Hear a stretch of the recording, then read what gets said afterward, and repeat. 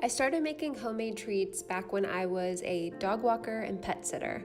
Every single house I would go into, I saw these boxes of treats that had ingredients I couldn't even pronounce. And so I thought, maybe I should make my own.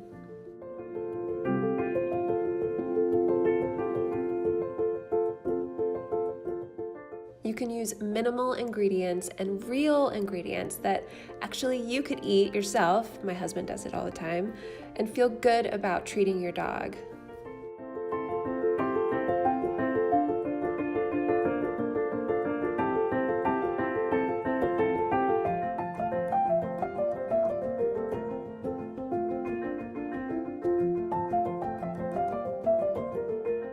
From our kitchen to yours, happy Valentine's Day.